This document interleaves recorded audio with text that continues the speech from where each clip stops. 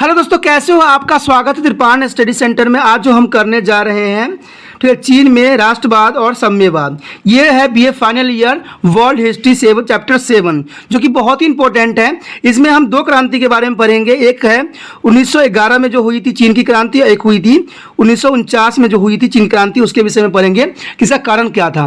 लेकिन chapter start करने से पहले एक बात जो मैं हमेशा आपको कहता हूँ, जिस पर आपको सोच विचार करने की आवश्यकता है, वो ये है कि जब भी आप वीडियो देखिए, पूरा देखिए, क्योंकि अधूरा जानकारी सदैव खतरनाक होता है। साथ में एक बात जो बहुत इंपॉर्टेंट है वो ये है कि अगर आप पहली बार वीडियो देख रहे हो तो लाइक शेयर सब्सक्राइब करो ही करो। क्यों? क्योंकि ये इंपॉर्टेंट भी है, और इसमें से सबसे इंपॉर्टेंट ये रहता है सब्सक्राइब करने की बात। क्यों? क्योंकि अगर आपको अच्छा वीडियो लगा है, आपको समझ भी आया है, जब आपको जरूरत पड़ेगी दूसरी बार आप रिसर्च करोगे तो शायद आपके रिसर्च में ये प्राप्त न हो। इसलिए चैनल सब्सक्राइब करने से ये होगा कि आपको कोई भी मैं वीडियो डालूंगा, अगर आपके लिए अगर इंपॉर्टेंट हुआ, अगर देखते हो समझते हो, तो वो आपके लिए फायदे में रहोगे। चलिए, ये बात तो आपके भलाई के लिए थी, आपके अच्छाई के लिए थी।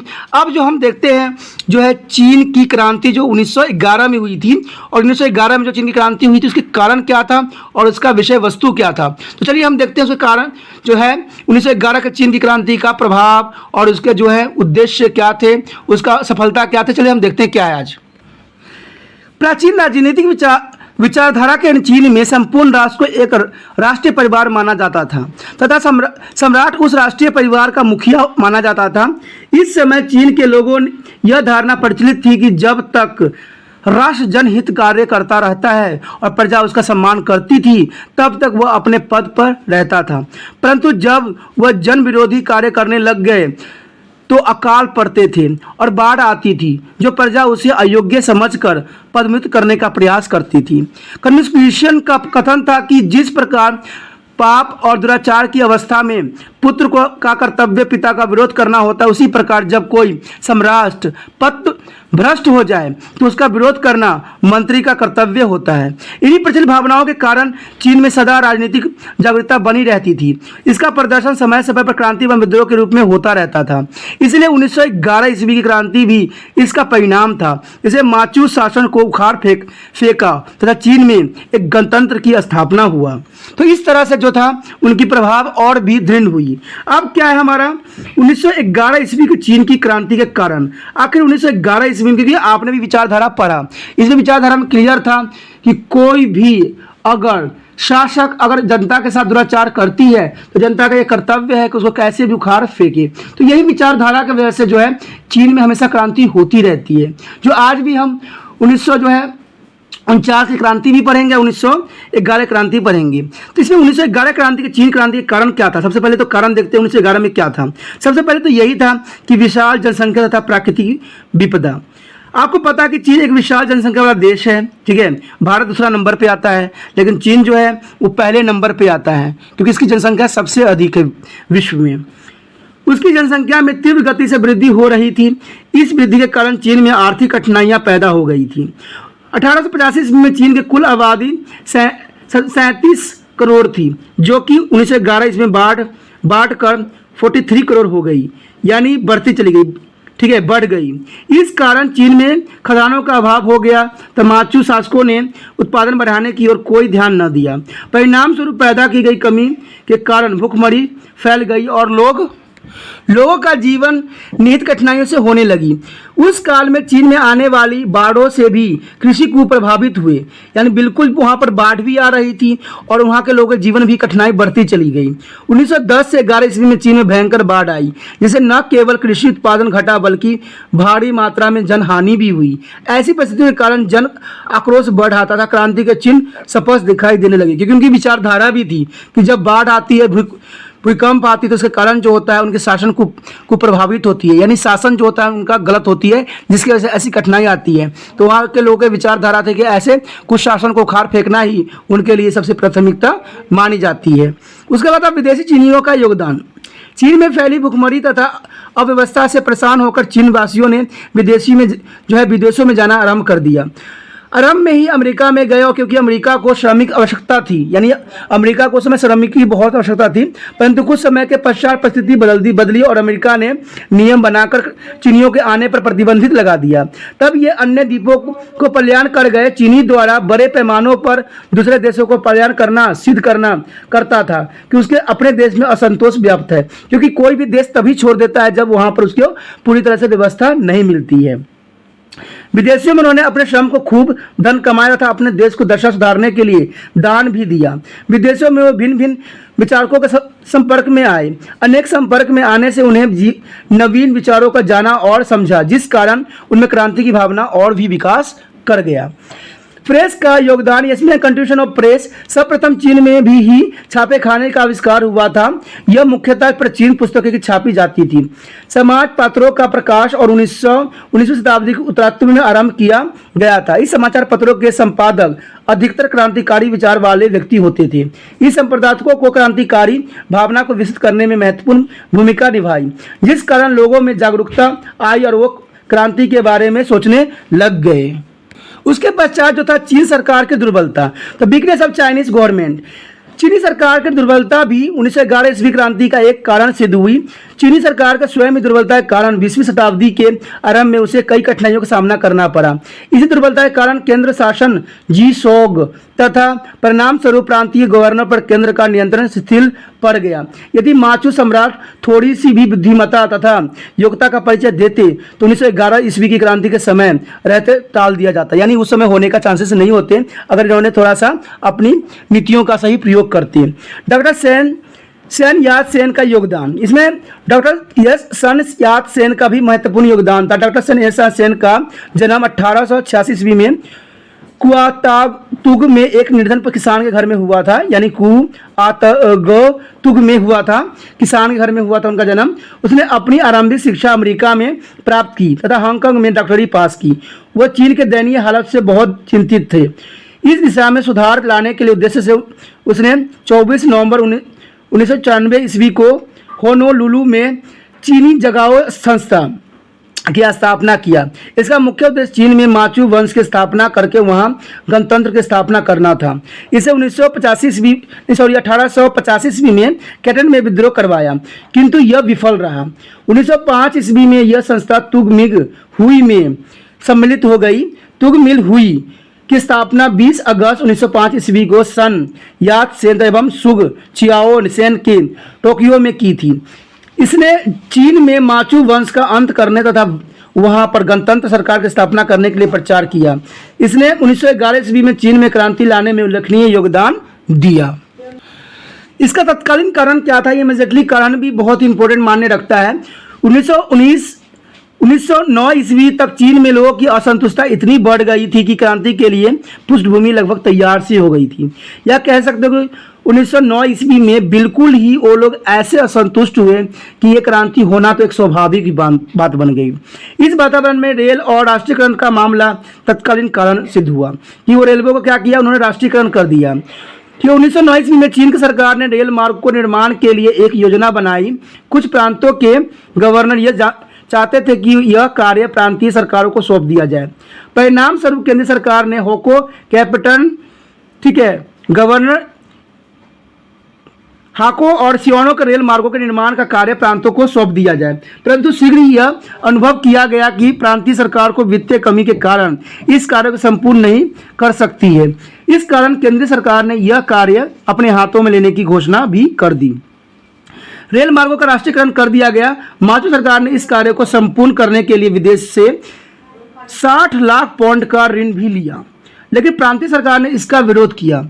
चीन की जनता ने दुकानें बंद करके, कर न देकर तथा स्कूल कॉलेजों का बहिष्कार करके शांतिपूर्ण विरोध आरंभ कर दिया और इस प्रकार सितंबर 1911 ईस्वी में क्रांति का शुभ आरंभ हो गया। 1911 ईस्वी की चीन क्रांति की घटनाएं, आखिर ये 1911 में जो क्रांति हुई थी उसकी घटनाओं कैसे हुई। हैंको की घटना, सबसे पहले हैंको आता है कि 10 अक्टूबर 1911 ईस्वी को हैंको में एक ऐसी घटना घटी जिसने उपद्रव को तीव्र गति प्रदान कर दिया। उस दिन हैंको में एक रूसी परिवार के घर एक बम विस्फोट हुआ। यह घर क्रांतिकारी का अड्डा था तथा वहां बमों का निर्माण किया जाता था। इस घटना के पश्चात कई क्रांतिकारियों की बंदी बना लिया गया था तथा चीन सरकार ने हवाले कर दिया गया था। चीन की सरकार ने कुछ क्रांतिकारी को मृत्यु दंड दे दिया। सरकार की इस दमन नीति को उत्तेजित होकर बुचांग के सैनिक ने विद्रोह कर दिया। इस सैनिकों का नेतृत्व कर्नल ली लुवान हुंग कर रहा था। शीघ्र ही बहुत से ग्रामीण विद्रोही भी उनसे आ मिले। उन्होंने एक महीने में ये दक्षिण प्रांत को पिकिंग के अधिकार से मुक्त करवा दिया। इस क्रांतिकारी ने बू तिंग फंग के नेतृत्व में एक सैनिक सरकार का गठन भी किया गया जो नानकिंग के अपनी राजधानी घोषित किया। उस समय डॉक्टर सन यात सेन अमेरिका में निर्वासित जीवन व्यतीत कर रहा था। वह 24 अक्टूबर 1910 ईस्वी को संधाई पहुंचा और सभी क्रांतिकारियों ने उसे अपना नेता मान लिया। कुछ ही दिनों में क्रांतिकारियों ने नानकिंग पर कब्जा कर लिया और नानकिंग में राष्ट्रीय असेंबली का भी गठन हुआ और डॉक्टर सन यात सेन को नवगठित गणतंत्र राज्य का अध्यक्ष भी नियुक्त कर दिया गया। तो इस प्रकार जो था हॉकी घटना भी बहुत ही इंपॉर्टेंट माना जा सकता है। युआन सी काई के प्रधानमंत्री के रूप में नियुक्ति। कहते हैं 22 अक्टूबर 1912 ईस्वी को राष्ट्रीय असेंबली का एक अधिवेशन पीकिंग में बुलाया गया।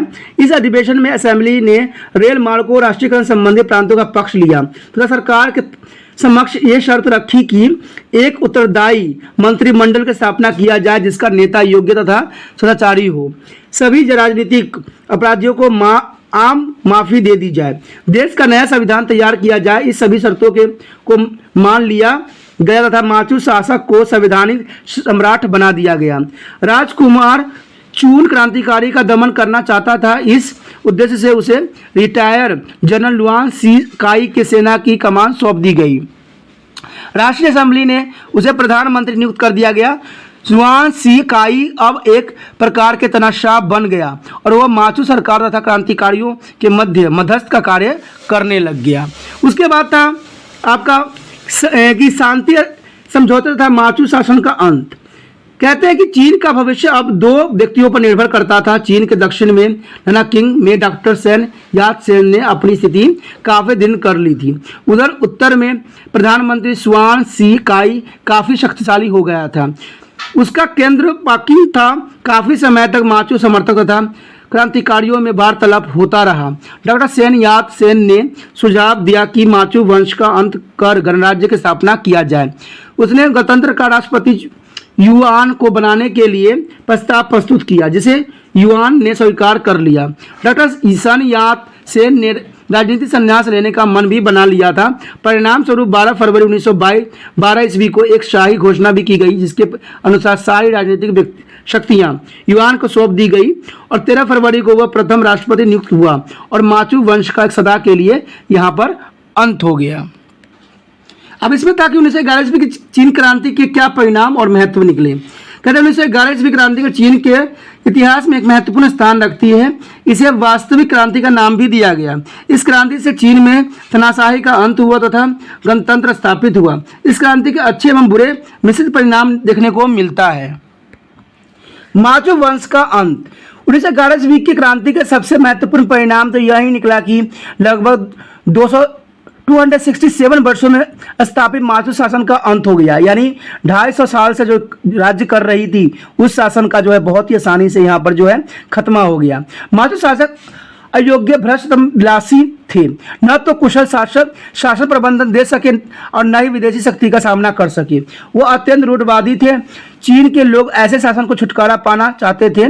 1911 में और 12 ईस्वी में चीन के लोगों ने बिना कठिनाई तथा किसी का खून बहाए इस राजवंश का अंत भी कर दिया। उसके बाद था राजतंत्र का अंत। 1911 क्रांति ने चीन में राजतंत्र का अंत कर दिया था और माचू शासन के अंत के पश्चात युआन चीन का प्रथम राष्ट्रपति बना तथा वह गणतंत्र में विश्वास नहीं रखता था। वह राजतंत्र के पक्ष में था तथा 1915 ईस्वी में वह चीन में अस्थायी तौर पर राजतंत्र स्थापित करने में सफल हो गया था, परंतु लोगों ने उसे कोई समर्थन न दिया। इससे वह निराश हो गया था। 1916 ईस्वी में उसकी मृत्यु भी हो गई थी। इसके साथ ही चीन में गणतांत्रिक विचारधारा का भी अंत हो गया। उसके बाद था नए विचार, न्यू आइडियोलॉजीज। इसमें यही थी कि 1911 ईस्वी क्रांति के कारण चीन के शिक्षित नवयुवकों ने नवीन विचारों का संचार हुआ।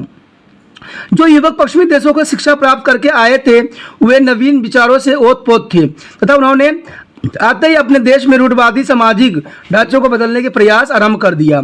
अनेकों अंग्रेज लेखकों ने ग्रंथों का चीनी भाषा में अनुवाद भी किया। पश्चिमी विचारकों से प्रेरित होकर चीनी लोगों का दृष्टिकोण बदल भी गया, यानी काफ़ी जो है यहाँ पर लोगों की विचारधारा भी चेंज हो गए। माओ तैसो तुग का उत्थान, यानी 1911वीं क्रांति के पश्चात युआन की जो है युआन के गणतंत्रीय एवं चेंगा की राजनीतिक सरकार बनी, परंतु ये सरकार ने भी देश की कठिनाइयों को भंवर से बाहर न निकाल सकी। तब साम्यवादी दल की स्थापना हुई और चेंगयांग की सरकारी साम्यवादी दल के समाप्त करना चाहती थी, परंतु यह असफल रही। साम्यवादी दल का संभाल गांवों में भी बढ़ने लगा। साम्यवादियों ने चीन के उत्तर पश्चिम में एक लंबी मार्च का योजना किया। इस मार्च में लगभग 30,000 लोगों ने भाग लिया। इसी मार्च के दौरान प्रसिद्ध नेता माओ त्से तुंग का उत्थान भी हुआ। चीन का आधुनिकीकरण, राष्ट्रीय सरकार स्थापित करने के पश्चात चीन धीरे धीरे आधुनिकीकरण की ओर अग्रसर हुआ। देश में एक अस्थायी संविधान लागू किया गया। स्वास्थ्य, उद्योग, सिंचाई, संचार आदि से संबंधित कई सुधार भी किए गए। शिक्षा क्षेत्र में भी महत्वपूर्ण सुधार हुए। मृदा संबंधी किए गए सुधारों में चीन में आर्थिक और व्यापारिक स्थिरता आ गई। राज्य सरकार की विदेशी नीति भी आर्थिक उत्थान में बड़ी सहायक सिद्ध हुई। इस प्रकार 1911वीं क्रांति ने चीन में निरंकुश शासन का अंत हुआ और 1912 ईस्वी में गणतंत्र की स्थापना हुई। यद्यपि इस क्रांति ने सभी समस्याओं का हल न हो सका, परंतु फिर भी यह काफी सीमा तक लोगों के राष्ट्रीय भावना को जागृत करने में सफल भी रही। चीन के लोगों को शताब्दियों से हो रहे शोषण तथा दुर्व्यवहार से छुटकारा भी मिला, आत्मसम्मान की प्राप्ति हुई और निस्संदेह यह क्रांति चीन के इतिहास में एक नया मोड़ सिद्ध हो गया। अब दोस्तों हमारा अगला टॉपिक जो है 1949 ईस्वी क्रांति के लिए उत्तरदायी कारण, यानी causes of responsible for the revolution of 1949 AD. ये जो क्रांति मैंने अभी आपको पढ़ाया 1911 की थी और ये जो है 49 की है। दोनों क्रांति जो थी चीन के लिए बहुत ही महत्वपूर्ण था। कहते हैं चीन में 1911 ईस्वी को एक क्रांति हुई थी जिसके परिणाम स्वरूप देश में निरंकुश राजतंत्र का अंत भी हुआ था। गणतंत्र की समाप्ति हुई और इस घटना को 28 वर्ष बाद 1949 ईस्वी में एक अन्य महत्वपूर्ण क्रांति हुई जिसमें चीन की साम्यवादी सेनाओं से सेनाओं ने राष्ट्रवादियों के खदेड़ कर फॉर्मोस भेज दिया, यानी फॉर्मोस भेज दिया गया उनको। यह क्रांति इसलिए भी महत्वपूर्ण है क्योंकि इसके परिणाम स्वरूप देश की सत्ता जिस दल के हाथ में आ गई उसकी विचारधारा बिल्कुल अलग थी। आधुनिक चीन के निर्माण में इस दल के महत्वपूर्ण भूमिका भी अदा किया था और चीन की शक्तिशाली देशों के पांति में ला खड़ा कर दिया। यानी तभी जाके जो था एक जो 1911 में क्रांति हुई थी वो महत्वपूर्ण थी, लेकिन 1949 में क्रांति हुई वो भी कुछ कम नहीं थी। कहते हैं 1949 ईस्वी क्रांति अकस्मात ही नहीं आ गई थी, यानी ऐसे ही नहीं आ गई थी, इसका कुछ कारण भी था। इस क्रांति के बीच 1911 ईस्वी की क्रांति के समय ही बो दिए गए थे।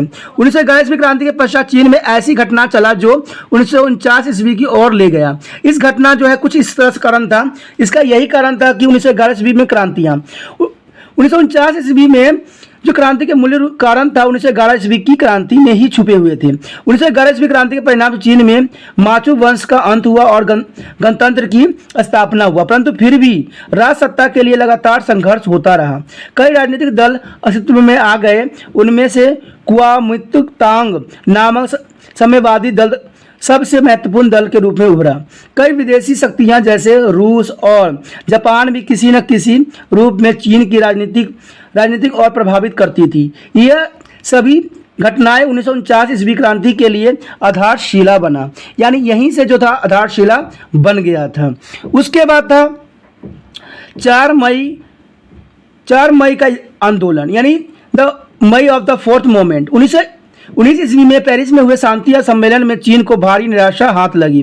शांति सम्मेलन के निर्णय के परिणाम से चीनी लोगों में राष्ट्रीय भावना जागृत हुई और इस सम्मेलन में मित्र राष्ट्र चीन में जापान के प्रभाव को कम करने में असफल रहे थे। इस कारण चीन के लोग जापान के विरुद्ध हो गए। इस कारण 4 मई 1919 ईस्वी में लगभग 3000 विद्यार्थियों तथा अध्यापकों ने पीकिंग में एक भारी प्रदर्शन किया। सरकार ने इस भीड़ पर नियंत्रण पाने के लिए बल का भी प्रयोग से काम लिया। इतिहास में यह घटना 4 मई दिवस के नाम से भी प्रसिद्ध है। इस घटना को चीनी लोगों में एक नई चेतना का संचार हुआ और 1949 ईस्वी की क्रांति का मार्ग प्रस्तुत हुआ। उसके बाद था वाशिंगटन सम्मेलन। वाशिंगटन कॉन्फ्रेंस दी थी, वो भी इम्पोर्टेंट थी। अमेरिका के प्रयासों से एक अंतर्राष्ट्रीय सम्मेलन नवंबर 1921 ईस्वी में वाशिंगटन में बुलाया गया था। इस सम्मेलन में 9 देशों ने भाग लिया था। इन 9 देशों में वचन दिया कि चीन की एकता, अखंडता और स्वतंत्रता बनाए रखी जाएगी। यह भी कहा गया कि चीन में सभी देशों को सामान्य रूप से व्यापारिक सुविधाएं दी जाएगी तथा 1 जनवरी 1923 ईस्वी को सभी विदेशी डाक एजेंसियां समाप्त कर दी जाएगी और एक संधि के अनुसार जापान को शातुंग प्रांत में अपनी सभी रियायतें त्याग दी तथा सभी विदेशी शक्तियों ने अपनी सेना चीन से निकाल ली। इस सम्मेलन में चीन को एक नया जीवन मिला। इस सम्मेलन के पश्चात विदेशी शक्तियों का चीन में प्रभाव कम हो गया तथा चीन के सम्मानपूर्ण स्थान प्राप्त हुआ, परंतु फिर भी चीन को सरकार जापान की साम्यवादी रुचि के प्रति कुछ न कर सका। चीन सरकार की यही असमर्थता 1949 ईस्वी क्रांति का कारण भी सिद्ध हुआ, क्योंकि चीन के सरकार ने कुछ भी नहीं किया तो वहाँ की जनता को लगा कि शायद ये भी हमारे लिए जो है कुछ कर नहीं सकेगी। और जो 1949 ईस्वी की क्रांति हुई ये कहीं हद तक इन्हीं कारणों से हुआ, परंतु फिर भी चीन की सरकार जापान की साम्यवादी रुचियों के प्रति कुछ भी नहीं किया, तो क्रांति होना तो एक स्वाभाविक बात ही बन गई। यूनान में साम्यवादी सरकार की स्थापना 1925 ईस्वी में साम्यवादियों ने क्वासिंगसी प्रदेश में अपनी मान्यताओं के आधार पर सुधार करने आरंभ कर दिए। उनका नेतृत्व हो तुग ए पिंग या चू ते कर रहे थे। साम्यवादियों के कु और मितांग के नेताओं कई सैनिक विद्रोह का सामना करना पड़ा। परिणाम स्वरूप साम्यवादियों ने अक्टूबर 1946 ईस्वी में क्वांगसी का प्रदेश छोड़ दिया और सैनसी में जाकर शरण ले ली। उन्होंने यूनान को अपनी राजधानी बनाना तथा साम्यवादी का राज्य का निर्माण भी किया। उसके पश्चात है जापान द्वारा चीन पर आक्रमण। 1 जुलाई 1937 ईस्वी को जापान ने चीन का आक्रमण कर दिया। यह युद्ध 8 वर्ष तक चला। इस आक्रमण के समय नाकिंग की सरकार तथा साम्यवादियों में एक समझौता हुआ, जिसके अनुसार उन्होंने मिलकर संयुक्त रूप में जापान का सामना करने का निर्णय लिया। यद्यपि इस युद्ध के दौरान चियांग एक राष्ट्रीय नेता के रूप में उभर कर सामने आया, परंतु 8 वर्ष के इस लंबे युद्ध में चीन को पराजय से उनके समर्थक भी उसके शत्रु बन गए। दूसरी ओर चियांग भी साम्यवादियों को अपना शत्रु ही मानता रहा। फिर भी जापान के साथ युद्ध तथा द्वितीय महायुद्ध के दौरान साम्यवादियों का प्रभुत्व बना रहा। साम्यवादियों ने जापान द्वारा छोड़े गए क्षेत्रों मार्च 1945 में अपना अधिकार फिर से कर लिया। उसके बाद क्या हुआ, चीन में गृह युद्ध छिड़ गया। चीन में जो था गृह युद्ध होना एक स्वाभाविक बात सी बन गई। Silk war China. जापान के पतन के पश्चात जापान द्वारा छोड़े गए क्षेत्रों पर अधिकार जमाने के प्रश्न पर साम्यवादियों तथा कुओमिंतांग में आपसी होड़ सी लग गई। परिणाम स्वरूप चीन में गृह युद्ध छिड़ गया। तभी अमेरिका के प्रयासों से माओ त्साओ तुंग और चियांग आपसी बातचीत करने के लिए सहमत हो गए। अमेरिका के राष्ट्रपति ने राष्ट्रवादियों तथा साम्यवादियों में समझौता करवाने के लिए अपने विशेष दूत जॉर्ज मार्शल को भेजा। उसके प्रयासों से जनवरी 1946 ईस्वी को समझौते पर हस्ताक्षर किए गए। समझौते को लागू करने के लिए एक समिति का गठन किया गया, जिसमें राष्ट्रीय सरकार, साम्यवादियों तथा अमेरिका के प्रतिनिधियों को शामिल किया गया। फरवरी 1946 ईस्वी में हुए एक समझौता के अनुसार राष्ट्रीय सरकार तथा साम्यवादियों ने अपनी सेनाओं में कमी कर दी। यह निर्णय भी किया गया कि दोनों सेनाएं संयुक्त कर दी जाए और प्रत्येक प्रदेश में साम्यवादियों की सेना को अल्पमत में रखा जाए, परंतु दोनों दलों में सरकार के स्वरूपों को प्रश्न पर दरार पड़ गई। राष्ट्रवादी शक्तिशाली केंद्रीय सरकार के पक्ष में थे और साम्यवादी विकेंद्रीकरण के पक्ष में थे। इस प्रकार समस्या को न सुलझाया जा सका। उसके बाद था हमारा एक घटना तो ज़्यादा सैन साम्यवादी राष्ट्रवाद पर हावी हो गया और 1946 ईस्वी में जो है राष्ट्रवादियों ने साम्यवादियों के उत्तर से खदेड़ दिया।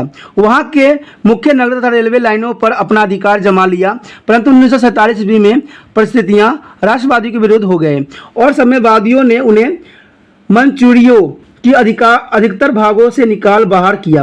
उन्होंने 1948 ईस्वी में मुक्क देन तथा 1949 ईस्वी में तिनस्लिन और पिंकिंग पर अपना अधिकार कर लिया। धीरे धीरे उनका संधाई, खांको और हैन यांग आदि प्रदेशों पर भी अधिकार हो गया। उन्होंने अक्टूबर 1949 ईस्वी में कैटन पर अधिकार कर लिया, जो कि राष्ट्रीय सरकार की राजधानी थी। इस प्रकार फार्मोसा और कुछ द्वीपों को छोड़कर सारे चीन पर साम्यवादी का अधिकार हो गया। तो ये घटना भी बहुत ही इंपॉर्टेंट थी। ये इवेंट जो थी बिल्कुल ही 1949 ईस्वी के क्रांति का सबसे बड़ा सबक भी और कारण भी बनी। उसके बाद था इसमें राष्ट्रवादियों की असफलता के कारण, case of the failure of the nationalist. कहते हैं कुओमिंतांग के सदस्य में एकता का अभाव था, अंततः वे आपस में ही झगड़ते रहते थे। उनमें भ्रष्टाचार भी फैला हुआ था। इसके विपरीत साम्यवादी बहुत ही अनुशासन थे तथा वे सदा लोगों से कष्टों से दूर करने में प्रयत्नशील रहते थे। चियांग काई शेक राष्ट्रवादियों को कुशल नेता देने में असफल रहा। राष्ट्रवादी सरकार देश में महंगाई पर नियंत्रण रखने में असफल रही, अंततः लोग उसको विरोध हो गए। चियांग काई शेक के शासन का ढंग प्राचीन थी, ठीक है, लेकिन वो आधुनिक युग में था और इसके जो प्रशासन चलाने का जो ढंग था वो प्राचीन थी, पुरानी थी। इस कारण उसकी सरकार अधिक लोकप्रिय न हो सकी। इसके विपरीत साम्यवादियों ने शासन में अनेक सुधार किए, जिससे जनसाधारण उनको साथ जुड़ गए। साम्यवादियों ने पश्चिमी सेना का गठन भी किया। परिणाम स्वरूप वह राष्ट्रवादियों को पराजित करने में भी सफल रही। 1949 ईस्वी की चीन क्रांति के प्रभाव। अब 1949 ईस्वी की चीन क्रांति का क्या प्रभाव था? 1949 ईस्वी क्रांति को न केवल चीन बल्कि विश्व इतिहास में एक महत्वपूर्ण घटना भी माना जाता है। इस क्रांतिकारी ने जहां चीन के समाज को प्रभावित किया, वहां विश्व में ही इसके प्रभाव से अछूता न रहा। इसके प्रभाव और परिणाम कुछ इस प्रकार से हैं। इसमें यही देखा जाता है कि शक्तिशाली केंद्रीय सरकार, स्ट्रॉन्ग एंड सेंट्रल गवर्नमेंट। 1949 ईस्वी क्रांति ने से चीन में एकता स्थापित हुई। केवल फॉर्मोसा को छोड़कर शेष सारा देश एक केंद्रीय सरकार के अधीन आ गया। राजनीतिक एकता के साथ साथ सारे देश में एक सरकार का ही शासन स्थापित किया गया। अब चीन अयोग्य तथा भ्रष्ट शासन से मुक्त हो गया चुका था तथा चीन वासी सिर उठाकर चल सकते थे। इस प्रकार माचू शासन के अंत के पश्चात प्रथम बार चीनी लोगों को शक्तिशाली केंद्रीय सरकार मिली। उसके बाद था शांति एवं सुरक्षा।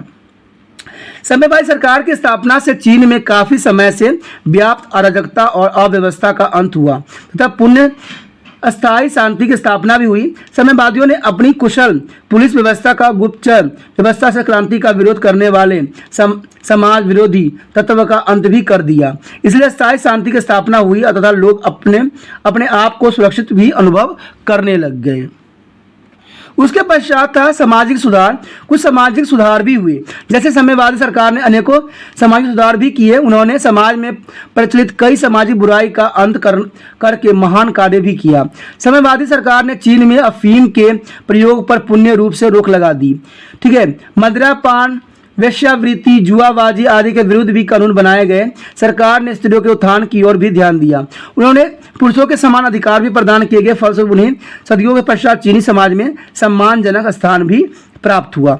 उसके पश्चात था ग्रामीण अर्थव्यवस्था का प्रभाव, यानी effect on the rural economics. 1949 ईस्वी में चीनी क्रांति ने वहां की ग्रामीण अर्थव्यवस्था में बहुत परिवर्तन आया। इस क्रांति से पूर्व छोटे किसानों की दशा बहुत दयनीय थी तथा उनकी समस्याओं के प्रति सरकार उदासीन रहती थी। दिन भर की कड़ी मेहनत के पश्चात भी उन्हें भरपेट भोजन नसीब नहीं होता था। इसके विपरीत बड़े बड़े जमींदार विलासिता का जीवन व्यतीत करते थे, यानी शराब दारू पीना उनकी एक आदत सी बन गई थी। 1949 ईस्वी क्रांति के पश्चात भूमि का पुनः विभाजन किया गया। बड़े जमींदारों को फालतू भूमि लेकर छोटे किसानों में बांट दी गई। किसानों की दशा सुधारने के लिए सहकारी समिति भी बनाई गई। उसके पश्चात था अंतर्राष्ट्रीय संबंधों का प्रभाव, यानी कैसे तो 1949 ईस्वी क्रांति ने अंतर्राष्ट्रीय संबंध में भी गहरा प्रभाव छोड़ा। 1949 ईस्वी क्रांति की सफलता से अमेरिका के सम्मान को गहरा घात लगा। अमेरिका की सरकार चीन की राष्ट्रीय सरकार को सैनिक तथा आर्थिक सहायता दे रही थी। वह चीन में साम्यवादी के प्रभाव को समाप्त करना चाहती थी, परंतु साम्यवादी ने राष्ट्रवादी नेता चियांग काई शेक को पराजित कर दिया। इस क्रांति के परिणाम स्वरूप चीन एक साम्यवादी शक्ति के रूप में उभरा, जिसे पश्चिमी शक्तियों तथा साम्यवादियों के मध्य एक संयुक्त संतुलन स्थापित हो गया। पहले केवल रूस ही विश्व के मुख्य साम्यवादी शक्तियां थी। यद्यपि कई छोटे छोटे देशों में साम्यवादी सरकार थी, परंतु पश्चिम शक्ति काफी आगे थी। चीन के उभरने से अब पश्चिमी शक्तियां पूर्वी देशों पर अपना प्रभुत्व जमाने में असमर्थ हो गई थी। उसके पश्चात 1949 ईस्वी की क्रांति ने से एशिया और अफ्रीका के राष्ट्रीय शक्ति भी बहुत ही प्रभावित हुई। इस क्रांति से यह सिद्ध हुआ कि साम्यवादी व्यवस्था पूंजीवादी व्यवस्था से कहीं अधिक अच्छी है। इस क्रांति ने एशिया में भी साम्यवाद का आरंभ हुआ। इससे पूर्व यह केवल पश्चिमी देशों तक ही सीमित थी। उसके पश्चात क्या हुआ, 1949 ईस्वी में चीनी क्रांति से अफ्रीका के प्रतंत्र देश भी बहुत प्रभावित हुआ। यानी प्रतंत्र देश जो थी अफ्रीका, उसको भी काफ़ी इससे प्रभावित हुआ। इसमें प्रभावित होकर अफ्रीकी लोगों ने अपने स्वतंत्रता आंदोलन को तीव्र कर दिया। इस क्रांति के परिणाम स्वरूप रूस चीन संबंध में भी अंतर आ गया। आरंभ में रूस ने इस क्रांति को अपना पूर्ण समर्थन भी दिया था, परंतु बाद में यह अनुभव करने लगा कि साम्यवादी शक्ति में चीन उसका प्रतिद्वंदित बन गया है। परिणाम स्वरूप रूस और चीन में आपसी संघर्ष भी उत्पन्न हो गए। अब इसमें से सारी बातों से ये बात बिल्कुल क्लियर और साफ हो जाता है कि 1949 ईस्वी की चीन की क्रांति ने विश्व राजनीति पर गहरा प्रभाव डाला। ठीक है, इससे न केवल नई समस्या का उत्पन्न हुई बल्कि पूर्व पश्चिम संघर्ष ने एक नया मोड़ भी ले लिया। अब दक्षिण पूर्वी एशिया विश्व राजनीति का केंद्र बिंदु बन गया। इसी के साथ जो है हमारा ये टॉपिक खत्म हो रहा है। अगर आप पहली बार वीडियो देख रहे हो तो आपको एक काम जरूर करना चाहिए, आप लाइक शेयर सब्सक्राइब जरूर कीजिए। उसमें से सब्सक्राइब जो है आपके लिए महत्वपूर्ण इसलिए है क्योंकि चैनल नया रहता है और चैनल के बारे में आपको शायद पता भी ना हो। तो अगर सब्सक्राइब कर लेते हो, अगर आपको अच्छा लगता है, फिर दोबारा आपको इस तरह का टॉपिक मिलेगा मेरे तरफ से जो आपके लिए बहुत ही इंपॉर्टेंट रहेगा। ओके दोस्तों, त्रिपाण स्टडी सेंटर में जो आपने समय व्यतीत किया, आपने देखा, इसके लिए बहुत बहुत धन्यवाद। ठीक है, अगर आपको भी धन्यवाद करना है तो सब्सक्राइब जरूर कर लीजिए। ओके दोस्तों, अपना ध्यान रखना, बाय।